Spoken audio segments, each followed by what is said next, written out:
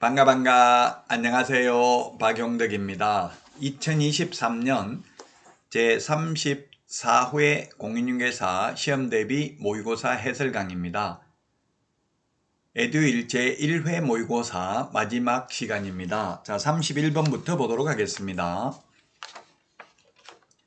신고 대상인 부동산 거래계약 신고에 관한 설명으로 옳은 것은 했는데 1번 부동산 거래 신고는 계약일로부터 30일이죠. 30일 틀렸고요.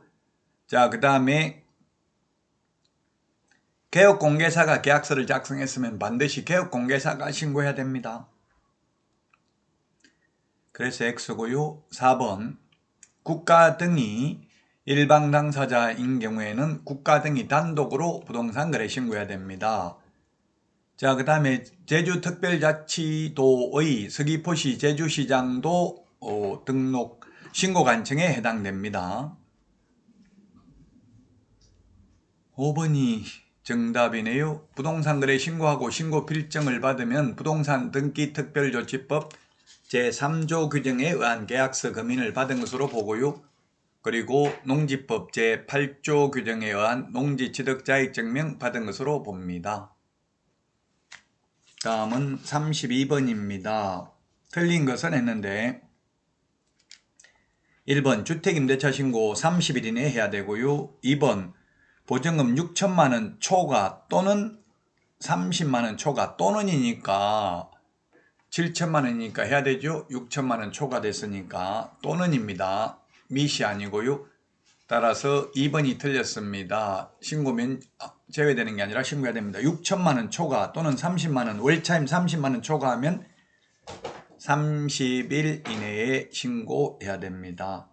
그래서 요즘 보니까 시중에 월세 30만원, 관리비 30만원 이런 경우도 있더라고요. 그럼 신고 안 해도 됩니다. 관리비는 신고 대상 아니니까 편법으로 그렇게 하는 경우도 있더라. 2번이 정답이고요. 3번은 광역시 경기도 외의 군지역은 신고 대상 아니고요.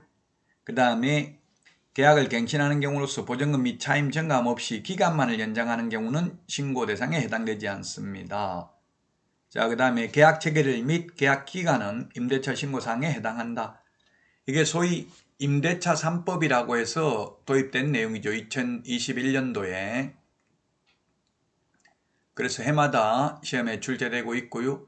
지금 윤석열 정부에서도 이 주택임대차 신고는 손본다는 말 하지 않았습니다. 임대차 2법은 개정을 추진하겠다 했는데 이 주택임대차 신고는 그대로 유지될 겁니다. 따라서 시험에도 출제될 것입니다.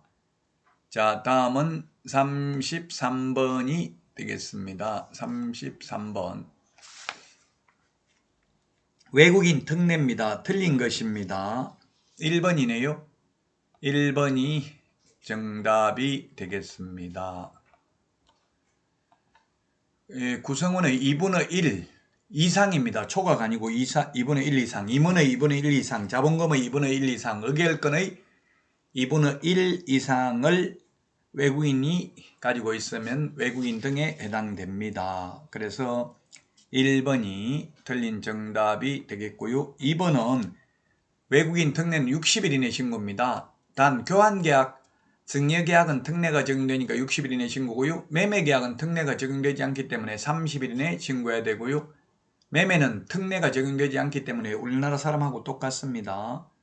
그 다음에 3번 건축물 신축, 정축, 개축, 재축도 계약 이외의 원인이니까 6개월 이내에 신고해야 됩니다. 그 다음에 계속 보유, 외국 국적을 취득해도 6개월 이내에 신고해야 됩니다. 특별자치시장은 외국인 등이 신고한 부동산 등의 취득, 계속 보유 신고 내용을 매 분기 종료일로부터 1개월 이내에 직접 국토교통부 장관에게 제출해야 됩니다. 1개월 우리 암기 프린터 45번에 보면 정리되어 있습니다. 45번에 11번, 12번에 있습니다. 암기 프린터는 박용덕 박사의 부동산 여행 네이버 카페에서 다운로드 받을 수 있습니다. 자, 다음은 34번 문제 보도록 하겠습니다. 토지거래 허가에 대해서 옳은 것입니다. 자, 1번은 강화가 아니라 완화되는 지역이죠. 행위 제한이 강화되면 땅값 내려가니까요. 허가구역 지정할 필요 없습니다. 뭐 3기 신도시 지정한다. 그 다음에 뭐 용인에 삼성 시스템 반도체 클러스터 설치한다 이런 말들이 들어오면 그 완화되는 거잖아요. 원래 그 못하는데 행위 제한을 완화해가지고 하도록 하니까 땅값이 올라갈 가능성이 있죠. 그런 경우에 지정합니다. 강화가 아니라 완화. 그리고 허가구역은 5년 범위 내에서만 지정할 수 있습니다. 그래서 2번 틀렸고요. 그 다음에 둘 이상의 시도에 걸쳐 있는 경우는 국토교통부 장관이 지정합니다. 따라서 틀렸고요. 4번이 정답입니다. 처음 허가구역 지정했을 때는 5일 후에 효력이 발생합니다. 그러나 재지정, 축소, 해제의 경우 즉시 효력 발생하죠. 자, 그 다음에 5번은 허가받지 않고 체결한 계약은 무효고요. 2년 이하의 전역이나 당해 토지 취득 가격의 100분의 30에 상당하는 금액 이하의 벌금에 처합니다. 35번입니다. 토지거래 허가구역에 대해서 틀린 것입니다. 정답은 바로 보이나요? 아직 잘 안 보이실 수 있겠죠. 답 3번입니다. 토지거래 허가받으면 부동산 등기특별조치법 제3조 규정에 의한 계약서 금인을 받은 것으로 보고 농지법 제8조 규정에 의한 농지 취득 자격증명 받은 것으로 봅니다. 따라서 3번이 틀린 정답이 되겠습니다. 1번 토지거래 허가받으려는 자는 허가신청서를 시장군수구청장에게 제출해야 됩니다. 예, 그렇습니다. 허가구역 지정권자는 국토부 장관 또는 시도의사지만 허가권자는 시장군수구청장입니다. 2번은 이야기했죠. 3번 경매, 압류부동산 공매 허가 안 받습니다. 기업의 비업무용 부동산 공매는 3번 이상 유찰된 경우 안 받습니다.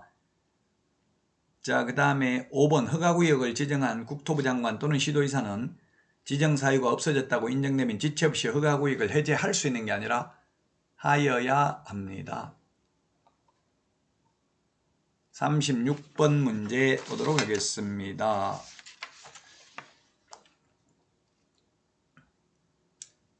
확인 설명서 1의 서식을 작성하는 경우 세부 확인사항에 해당되지 않는 것. 세부 확인사항. 네, 세부 확인사항에 해당되지 않는 것. 1번 입지 조건은 기본 확인사항입니다. 기본 확인사항은 개업공개사 혼자서 알 수 있는 게 기본 확인사항이고요. 세부 확인사항은 의뢰인에게 물어봐야 알 수 있는 게 세부 확인사항이 되겠습니다. 그래서 입지 조건의 경우는 개업공개사 혼자서 알 수 있습니다. 그러면 세부 확인사항이 뭐가 있냐면 의뢰인한테 물어봐야 되는 게 실제 권리관계, 내외부 시설물의 상태, 벽면, 바닥면 및 도배 상태, 환경 조건, 요게 세부 확인사항이 되겠습니다. 입지 조건을 도대주 교판 이렇게 암기를 했죠. 5개입니다. 도로, 대중교통, 주차장, 교육시설, 그 다음에 판매 의료시설, 도대주 교판. 요거는 의뢰인한테 안 물어봐도 개업공개사 혼자서 알아낼 수 있습니다. 도대주 교판이 입지 조건입니다. 공원은 입지 조건으로 서식에 기재하라고 되어 있지 않습니다. 공원도 입지 조건이기는 하죠. 숲세권, 공세권 이런 말을 하기는 합니다만 아직까지 우리나라 서식에 공원을 입지 조건으로 기재하라고 되어 있지는 않습니다. 자, 다음은 37번입니다. 옳은 것은 했는데 1번 다세대는 공동주택이기 때문에 동호수까지 적어야 됩니다. 다가구는 단독주택이니까 동호수 안 적어도 되죠. 그래서 기억이 틀렸고요. 니은은 임차인이 주택의 인도 및 주민등록을 통하여 대항력을 가지는 경우 임차주택의 양수인은 임대인의 지위를 승계한 것으로 본다. 맞습니다. 만약 2년 계약 체결했는데 주인이 집을 팔아먹어도 2년 동안은 새로운 주인이 와도 계속 임차권이 있음을 주장할 수 있는 게 대항력이 되겠습니다. 디귿에는 확정일자 받지 않더라도 우선 면제받는다 했는데 후순위보다 전액 우선 면제 받으려면 대항력에다가 확정일자까지 받아야 되고요. 최우선 면제만 받으려면 확정일자 안 받아도 됩니다. 대항력만 갖추면 됩니다. 리얼은 묵시적으로 갱신된 경우 임대인이 아니라 임차인이 언제든지 해지 통지할 수 있습니다. 3개월 지나면 효력 발생하죠. 주인은 나가라고 못합니다. 묵시적 갱신, 자동 연장, 법정 갱신 똑같은 말이죠. 따라서 2번이 정답이 되겠습니다.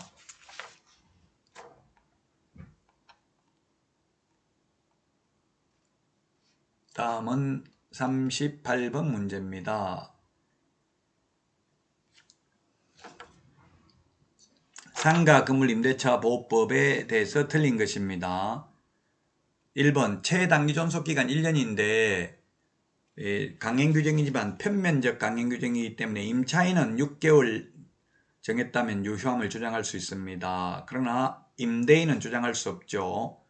묵시적 갱신되면 존속기간 1년입니다.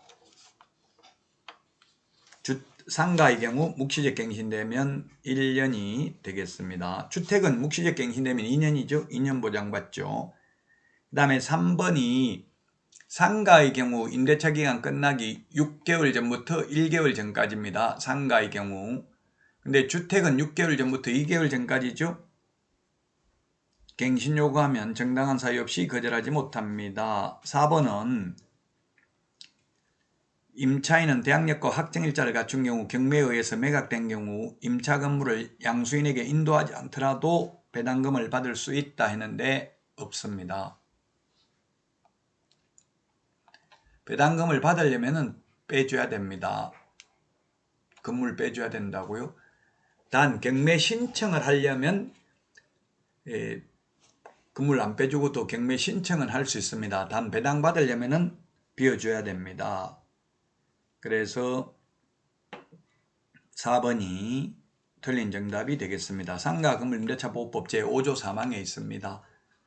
자, 그 다음에 3개의 차임액에 달하는 때에는 임대인은 계약을 해지할 수 있다. 네, 그렇습니다. 주택은 2기죠. 상가는 3개의 차임액입니다. 해지하는 것은 3개의 차임액이 연체되고 있어야 해지할 수 있습니다. 그러나 계약갱신 요구권을 거절할 수 있는 사유는 3개의 차임액에 이르도록 연체한 적이 한 번이라도 과거에 있었다면 계약갱신 요구는 거절할 수 있고 권리금 회수기에는 보장해주지 아니할 수 있습니다. 그러나 해지는 3개의 차임액이 연체되고 있어야 해지할 수 있습니다. 3개의 차임액을 연체하고 있다가 다 갚고 몇 달 지났는데 그때 가서 옛날에 너 연체한 적이 있으니까 해지하겠다. 그건 안 된다고요. 자, 다음은 39번 문제 보도록 하겠습니다. 경매에 대해서 틀린 것입니다. 1번이 시험에 가장 많이 출제됐습니다. 10번 이상 출제됐습니다. 매수보증금은 최저 매각가격의 10분의 1입니다. 항고보증금은 매각대금의 10분의 1이죠. 암기 프린트 56번 맨 밑에 10분의 1에 정리되어 있습니다. 2번 매수인은 경매개시 결정 기입 등기 전에 유치권을 취득한 자에게는 그 유치권으로 담보하는 채권을 변제할 책임이 있다. 무조건 인수되는 게 유치권, 분묘기지권, 법정지상권이죠. 3번 매수인은 매각대금을 다 낸 때 소유권을 취득합니다. 등기를 한 때가 아니라 매각대금을 다 낸 때 민법 187조가 적용되죠. 민법 186조 법률행위로 인한 물권 변동은 등기해야 되는데 이건 등기 안 해도 소유권을 취득합니다. 4번은 최선순위 전세권자라도 배당 요구하면 매각으로 소멸됩니다. 배당 요구 안 하면 인수되죠. 자, 그 다음에 재매각 절차에서 전의 매수인은 매수 신청을 할 수 있으나 했는데 할 수 없습니다. 금반환의 원칙에 의해서 할 수 없고 매수 신청 보증금도 돌려달라고 할 수 없습니다. 왜냐하면 또 신청을 하면 어떻게 되겠어요? 재매각이라는 것은 보증금만 걸어놓고 잔금을 안 내가지고 다시 실시하는데 또 보증금만 걸어놓고 잔금 안 내고 이러면 자꾸 경매 절차가 지연되겠죠. 따라서 전 매수인은 재매각 절차에서는 매수 신청할 수 없습니다.